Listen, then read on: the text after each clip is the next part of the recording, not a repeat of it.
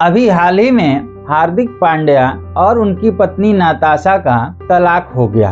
अभी कुछ दिन पहले यजुवेंद्र चहल और धनश्री वर्मा का भी तलाक हो गया। तो यह किसके कारण हुआ, इसमें कौन सा दोष था, और आपकी शादी हो रही है या आपके बेटे बेटी की शादी हो रही है, तो आपको किन विषयों का ध्यान रखना चाहिए। आइए जानते हैं किसी का डाइवोर्स या तलाक क्यों होता है, इसके पीछे क्या कारण है, किस दंपत्ति का डाइवोर्स होता है और क्यों होता है। जब वर वधू की कुंडली मिलाई जाती है उसमें 36 गुण होते हैं। यह 36 गुण अलग अलग प्रकार से आता है, गण से, नाड़ी से, ग्रह मैत्री से।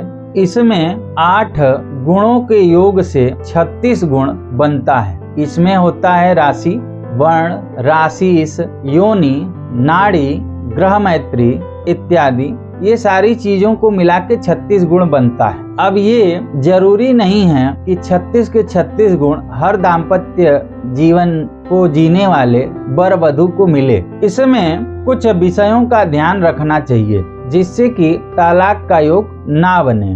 तो मैं उदाहरण के स्वरूप हार्दिक पांड्या और नताशा, यजुवेंद्र चहल और धनश्री वर्मा का उदाहरण आपके सामने रखता हूँ। हार्दिक पांड्या और नताशा के गुण मिलान को हम देखते हैं तो उसमें दिखता है कि इनकी कुंडली में ग्रह मैत्री के जो 5 गुण होते हैं उसमें से मात्र 2 गुण मिल रहे हैं। वहीं जहां हार्दिक पांड्या देवगण के हैं, वहीं नताशा राक्षस गण की है। तो देवगण और राक्षस गण में कभी भी विवाह नहीं होता है, और यदि विवाह हो भी जाए तो वह विवाह चलता नहीं है, उसमें कोई ना कोई लेकिन लग जाता है और डाइवोर्स की स्थिति आ जाती है। उसी तरह यजुवेंद्र चहल और धनश्री वर्मा की बात करें तो वहाँ भी ग्रह मैत्री का 1 गुण मिलता है। उनके ऊपर देव और राक्षस गण का पूरी तरह से प्रकोप नजर आता है। यजुवेंद्र चहल जहाँ देवगण हैं, वहीं धनश्री वर्मा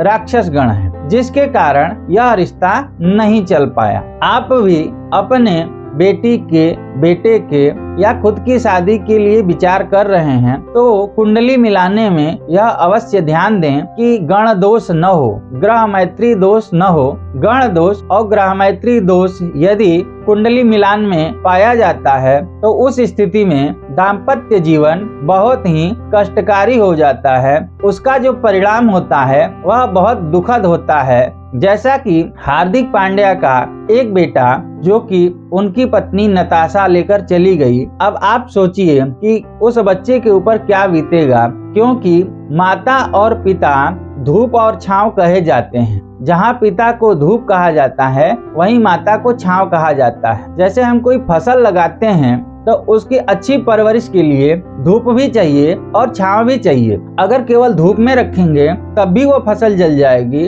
अगर केवल छांव में रखेंगे उसका विकास सही रूप से नहीं हो पाएगा। इसीलिए आपके साथ ऐसी घटनाएं न घटें, इसके लिए अभी से तैयारी करनी चाहिए कि आगे आपके दाम्पत्य जीवन में किसी प्रकार का कोई क्लेश न हो। मेरे कहने का मतलब यह है कि कुंडली मिलान में ग्रह मैत्री और गण दोष का विशेष ध्यान रखने से दाम्पत्य जीवन सुखमय व्यतीत होता है, जिसको कहते हैं विवाह होता है 7 जन्म के लिए। और आज के समय में 7 महीने में बात हट जाती है, बात कट जाती है। पति पत्नी के बीच में मन मुटाव आ जाता है। पति पत्नी के बीच में मन मुटाव न आए, जो विवाह हो वह 7 जन्म का तो पता नहीं कि 7 जन्म तक चले या न चले, बट 1 जन्म तो कम से कम चल ही जाए, उसमें कोई दिक्कत न आए। आशा करते हैं यह वीडियो आपको पसंद आएगी। धन्यवाद। हर हर महादेव।